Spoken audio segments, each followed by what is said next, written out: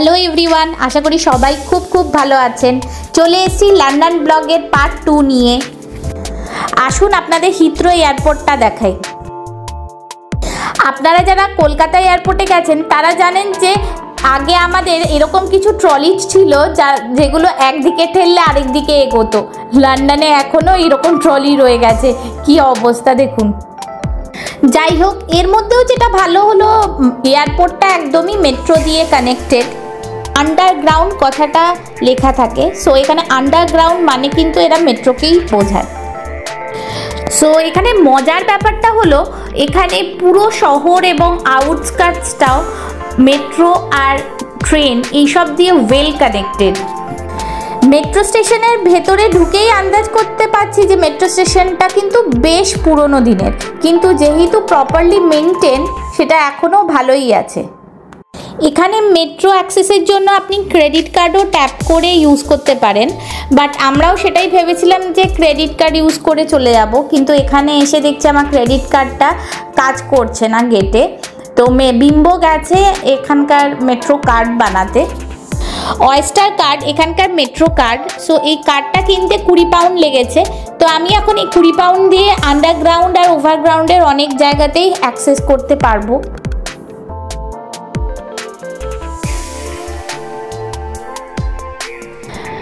দুবাইতে থাকতে থাকতে অনেক দিন পর কলকাতার মতো এরকম ওপেন মেট্রো স্টেশন দেখতে পেলাম। তো সত্যি বলতে খুব মজা লাগছে, মনেই হচ্ছে না লন্ডনে এসছি, মনে হচ্ছে যেন কলকাতার এমজি রোড বা প্ল্যানেট মেট্রো স্টেশনে চলে এসছি। কি জোরে মেট্রোর আওয়াজ হচ্ছে দেখুন, বাপরে বাপ। এই মেট্রো লন্ডনের ফার্স্ট মেট্রো এসে গেছে।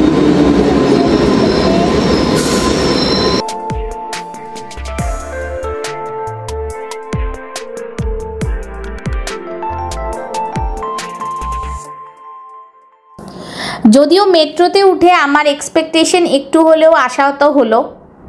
আমাদের কলকাতায় তো অনেক দিন হলো এই পুরনো মেট্রোগুলো রেনোভেট হয়ে গেছে, এসি মেট্রো হয়ে গেছে, নতুন কোচ এসছে, বাট লন্ডনে সেই আগের মেট্রোই আছে এবং অনেকগুলো মেট্রোতে তো এখনও এসিও লাগেনি। সিটগুলো দেখলে আপনার বসার ইচ্ছা চলে যাবে, এতটাই নোংরা। আর তার ওপর বৃষ্টির দিনে নাকি কোচের মধ্যে জলও ঢোকে। সো এই হচ্ছে অবস্থা। আমি জাস্ট প্রথমে এসেই এখানে মেট্রোয় এতগুলো লাইন কিছুই বুঝে উঠতে পারছি না। সো বিম্বো আমাকে যেটা বোঝালো তার মর্ম হচ্ছে আমরা এখন হিথ্রো টার্মিনাল 4 মেট্রো স্টেশনে থেকে মেট্রোয় উঠলাম। এবার আমরা যেখানে নামছি পিকাডিলি লাইন করে আমরা গ্রিন পার্ক বলে একটা স্টেশনে নামবো এবং গ্রিন পার্ক থেকে জুবিলি লাইনে আবার চেঞ্জ করে আমাদের যে এয়ারবিএনবিটা আছে সেটা উইলস্টন গ্রিন বলে একটা স্টেশনে আছে, সেখানে নামবো। সো হিথ্রো এয়ারপোর্ট থেকে আমাদের এয়ারবিএনবি উইলস্টন গ্রিনের ওই লোকেশনটা যেতে অলমোস্ট 1 hour 30 minutes মতো লেগে যাবে। আমাদের লোকাল ট্রেনগুলোতে উঠলে যেরকম আওয়াজ হয় ট্রেনগুলো দিয়ে, এখানকার ট্রেনগুলো দিয়েও সেরকম আওয়াজ হচ্ছে। আমার বেশ কলকাতার সাথে প্রচুর সিমিলারিটি মনে হচ্ছে, তাই জন্য। কত বেরোবো তার নেই। আমরা এখন পৌঁছে গেছি, পরে স্টপে নামবো, তারপর আবার লাইন চেঞ্জ করে অন্যদিকে যাবো। স্টেশনগুলোর নাম এখন আমার মাথা ঘুমিয়ে যাচ্ছে। আমরা গ্রিন পার্ক স্টেশনে এসে গেছি। মুশকিল হলো এই স্টেশনে না আছে এসকালেটার, না আছে লিফট। এখন সিঁড়ি দিয়ে এত ভারী ভারী লাগেজ আমাদের নামাতে হচ্ছে। সো বিম্বো তো ভীষণই টায়ার্ড হয়ে গেছে। আসলে দুবাইতে থাকতে থাকতে দুবাই আমাদের স্বভাব ভীষণ খারাপ করে দিয়েছে। আমরা ভীষণই আরাম প্রিয়াসী হয়ে গেছি, একটুও কষ্ট আমরা করতে পারি না। তো এখানে সিঁড়ি দিয়ে লাগেজ নামিয়ে আমরা রীতিমতো হাঁপিয়ে পড়েছি। যাই হোক, আমরা আবার অপোজিট দিকে জুবিলি লাইন ধরে উইলস্টন গ্রিনের মেট্রোতে উঠে পড়েছি।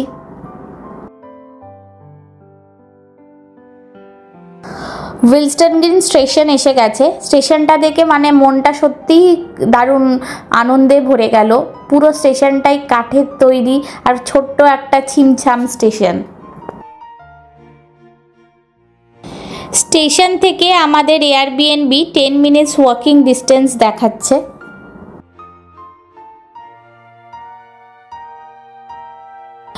সো এই পুরো লোকালিটিটা বেশ ভালোই লাগছে, অনেকগুলো ডিপার্টমেন্টাল স্টোরও আছে কাছাকাছি, পাশেই একটা স্কুল আছে। আর যেহেতু স্কুল আছে সেই জন্য রাস্তাটা গাড়িদের জন্য নো এন্ট্রি করে দিয়েছে, তাই একদমই কোনো নয়েজ হচ্ছে না, একদম শান্ত নিরিবিলি, বেশ ভালো লাগছে।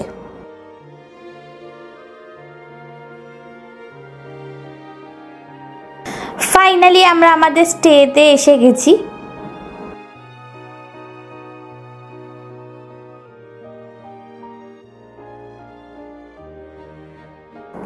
এখানে অত চাবি সিস্টেম নেই, লক করা আছে এবং কোড আগেই হোয়াটসঅ্যাপে পাঠিয়ে দিয়েছে, সে অনুযায়ী দরজা খুলতে হবে।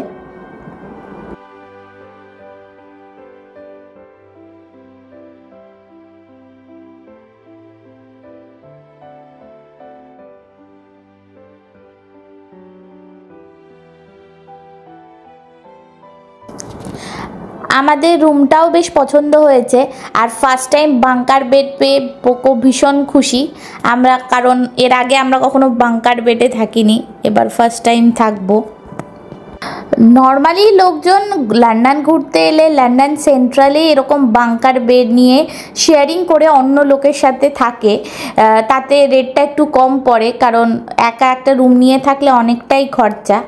আমরা যেহেতু ফ্যামিলি, ওরকম শেয়ারিং রুমে তো আমরা থাকতে পারবো না, তাই আমরা এটা নিলাম। তবে এটা আমাদের খরচ পড়ছে 600 পাউন্ড পার উইক, মানে অলমোস্ট 10,000 টাকা পার ডে ভারতীয় মুদ্রায় পড়ছে। কেমন লাগছে আপনার? ভালোই লাগছে। হ্যাঁ বলুন কেমন লাগছে? ফ্যামিলির সাথে যেখানেই যাও সেটাই ভালো লাগে, কিন্তু এখন হচ্ছে কলকাতায় প্রখর গ্রীষ্ম, লোকজন ঘেমে হয়ে যাচ্ছে, দুবাইতেও গরম পড়ে গেছে, কিন্তু আমরা এখানে লন্ডনে নাকি এটা সামার টাইম বসে সন্ধ্যাবেলায় সন্ধ্যা ভ্রমণ করতে দেখি। হ্যাঁ, যেখানে সন্ধ্যায় লাইট নেই, একটা সুন্দর কমিউনিটিতে। লন্ডনে কিন্তু অনেক কমিউনিটি আছে যেটা খারাপ, লোকজন ঠিক না, কিন্তু this is a very good community. আসুন আপনাদের আশপাশের লোকালিটিটা ঘুরে দেখাই। এখানে যেহেতু সানসেট প্রায় 9:30 নাগাদ হয়, তো এখন রাত 8টা বাজে, কেউ বলবে না, চারদিকে প্রখর রোদ। সো সেই জন্য আমাদের মজার ব্যাপারটা হচ্ছে যে আমরা অনেকক্ষণ অবধি ঘুরতে পারবো এবং দিনের আলোই থাকবে।